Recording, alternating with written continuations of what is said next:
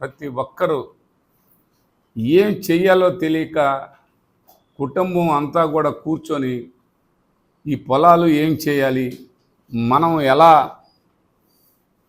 మన జీవనాన్ని మనం ఎలా కొనసాగించాలి అని ఆలోచనలో పడిపోయినటువంటి పరిస్థితి ఈ పల్నాడు రైతులందరూ కూడా.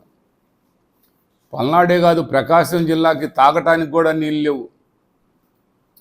ఇవన్నీ ఎలా ఉంటే చంద్రబాబు నాయుడు గారు చెప్తారు, రాయలసీమకు నీళ్ళు ఇవ్వండి, రాయలసీమకు అంతా అన్ని విధాలు ఆదుకోండి, రాయలసీమకు ఆ ప్రాజెక్టు చేస్తున్నాను అంటే రాయలసీమకు చేయొద్దని మేము అనం. అసలు ఇక్కడ మొదలుపెట్టిన ప్రాజెక్టు గురించి, ఇక్కడ ఉన్న పల్నాడు గురించి, పల్నాడు పూర్తి స్థాయిలో ప్రకాశం జిల్లాకు సంబంధించి ఈ ఎంత నరకం అనుభవిస్తున్నారు రైతులు అనేది ఒక్కసారి ముఖ్యమంత్రి దృష్టికి తీసుకుపోవాల్సిన బాధ్యత.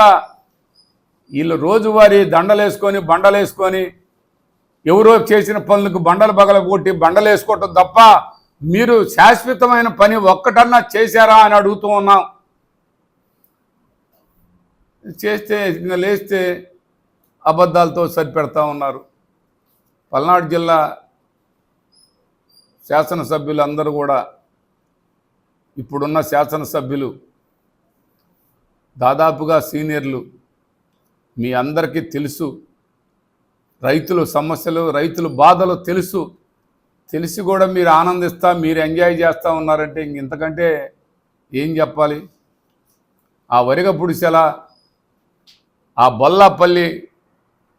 బొల్లాపల్లి మండలంలో వాళ్ళ ఆర్తనాదాలు ఒక్కసారి మీకు వినిపించేలా, అది ఇక్కడున్న శాసనసభ్యులు గారికి వినిపిస్తుందో లేదో, ఈయనకి పొగడతలే వినిపిస్తున్నాయి ఈ శాసనసభ్యులు గారికి. ఆ ఆర్తనాదాలు, వాళ్ళు తాగటానికి నీళ్లు కావాలి బాబు, మేము ముందు బ్రతకాలి అని చెప్పి గొడవ చేస్తూ ఉంటే వాయు ఎక్కడ కూడా మీకు పట్టించుకున్న పరిస్థితి లేదు.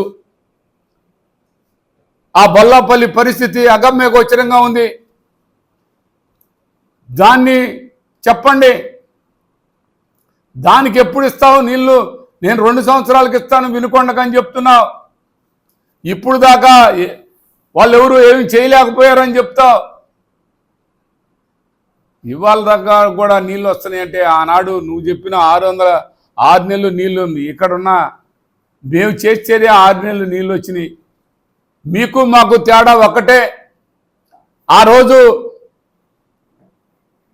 మీరు ఎమ్మెల్యేగా ఉన్న టైంలో ట్యాంకర్లతో నీళ్లు తోలేవా లేదా?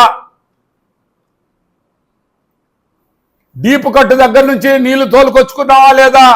మోగసింతలపాలెం డీపు కట్టు దగ్గర నుంచి కూడా ప్రతి పాడుపడ్డ చెరువులో నీళ్లు తీసుకొచ్చి పోసారా లేదా ట్యాంకర్లతో? ఆ ట్యాంకర్ల సంస్కృతి పూర్తి స్థాయిలో ఆపగలిగినటువంటి పరిస్థితి వైఎస్ఆర్ కాంగ్రెస్ పార్టీ, దాని సంగతి తెలియదా అని అడుగుతూ ఉన్నాను.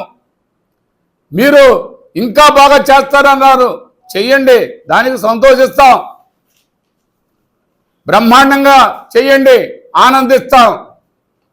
అంతేగాని వాళ్ళు ఏం చేయలేదు మేం చేశామంటే, మీరున్నప్పటికీ మేమున్నప్పటికీ ఆ ట్యాంకర్ల సంస్కృతిని పక్కన పెట్టించింది ఎవరన్నది ప్రజలకు తెలియదా అని అడుగుతూ ఉన్నాం.